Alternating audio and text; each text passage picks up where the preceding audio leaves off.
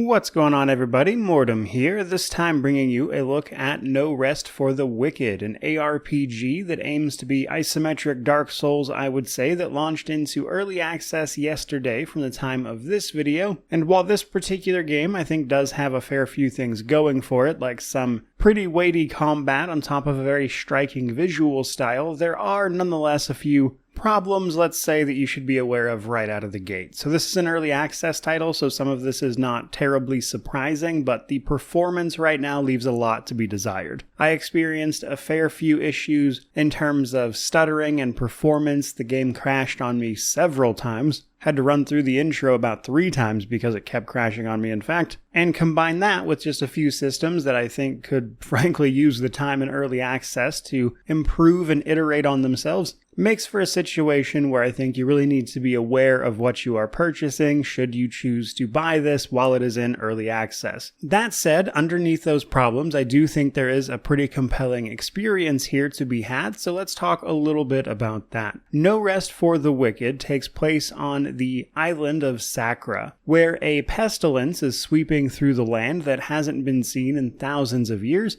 and this pestilence turns people into monstrosities. Our character, someone from a group known as the Serum, who traditionally fight off the pestilence with everything they can, has thus sailed to the island in an effort to combat this plague. That, however, is combined with a bunch of other political intrigue because on the mainland, the king has recently died, only for his young son to be named, of course, his successor, who immediately turns to an inquisitorial church to basically burn out the plague on the island. So it's also a game that offers a fair bit of political intrigue and promises to put those factions at the heart of the story being told, which overall is certainly an interesting enough premise for these things, which then brings us to the gameplay side of it. So like I said, isometric Dark Souls is the name of the game here, and while I have seen quite a few games attempt this, I would say No Rest for the Wicked is definitely doing the best in its execution of those things thus far, even if it could still use a little bit of work here, such as readability in terms of things like your stamina bar, for instance, which is especially noteworthy because right now you can't rebind any of the keys, which is incredibly frustrating for a PC title, and not to mention that some of the default key layouts here leave a lot to be desired.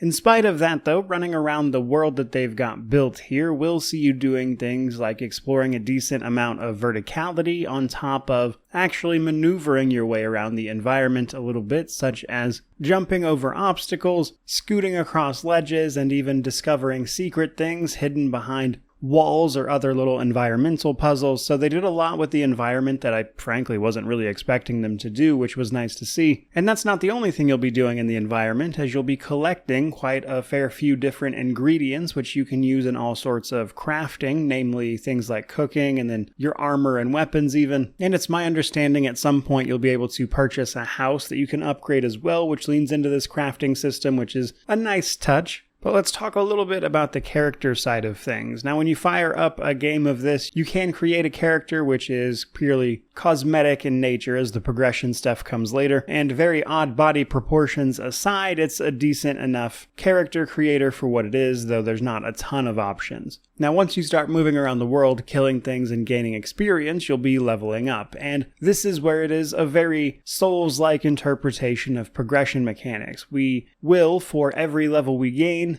pick up 3 attribute points that we can then dump into our chosen attributes, things like your health, stamina, and then a bunch of weapon scaling ones. All the weapons we pick up in the game will scale off of different attributes, and increasing those will increase our damage with those particular weapons. And that incremental approach to damage scaling is pretty par for the course for Souls-likes. But then we have the biggest part of this all, which is the combat itself. Now, for the most part, I would say this is what I would expected, but despite it being isometric, there is a lot of weight behind your movements, and in some cases that can make things feel a little bit slow, so I'd be curious if once you get farther into it, if there are ways to alleviate that via, say, a build or items. But as it stands right now, you're pretty standard back and forth trading blows with enemies, where your attacks and parries, etc. cost stamina from you, limiting your ability to simply hack and slash. You can also dodge. What type of dodge it is based off of your equipment load. If you are heavily laden with items, equipped to you, your dodges will be kind of slow, though that can work to your favor as someone with a heavy equipment load can do a sort of push maneuver to knock things down. And then the parry system is alive and well here as well. You can parry appropriately timed blows to essentially knock an enemy down and get a few free hits in, provided you've got the stamina to do it. And there's even a sneak mechanic where you can avoid detection to sneak up for backstabs and deal massive damage that way, which is cool. A little on the early side here, but I admit I am very curious to see what the weapon variety is like, especially in terms of potentially ranged options, because so far I've dealt with a few different melee weapons, and while they each have different attack patterns based on, say, one-handed versus two-handed, or sword versus mace, that kind of thing, each weapon you get also comes with a rune ability. As you attack things in combat, you'll build up runic power that you can then spend on a special ability, which is usually like a big wind-up of some sort. And to me at least, all of that felt pretty good, though the main thing I would say is I wish there was a little more telegraphing behind enemy attacks. It can be hard, maybe due to like the art style or just how quickly enemies are moving, to kind of see what they're doing, and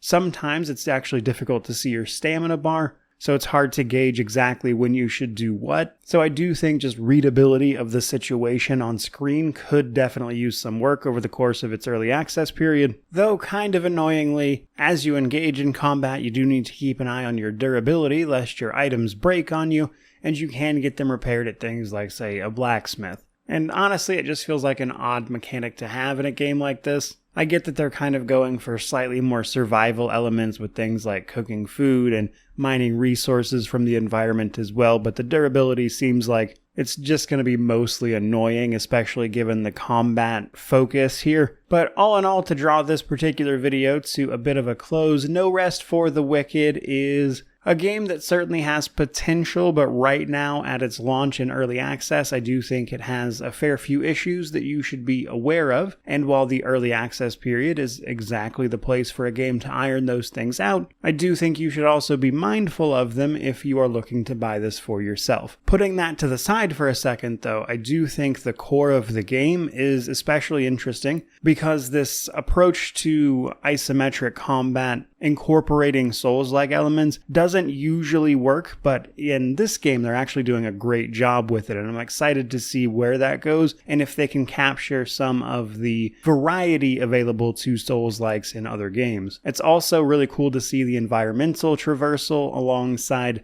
just the incredibly striking art style. So I think there's a cool game in there, but you might want to hold off and wait for them to actually make some of the improvements that early access would allow them to do. But if you don't mind those things, I would say jump in and perhaps provide some more feedback so they can continue to iterate on some of these systems. In any event though, once this game actually launches in full, I will be more than happy to take a look at it for a review, but for the time being, that is pretty much going to do it. So I certainly hope you enjoyed this video on it. If you did, don't forget to like, comment, subscribe, all that YouTube jazz. Let me know what you thought of all this down in the comment section below. But regardless of any of that, truly, just thank you so much for watching. I really do appreciate it. May you wander in wisdom and have an amazing day.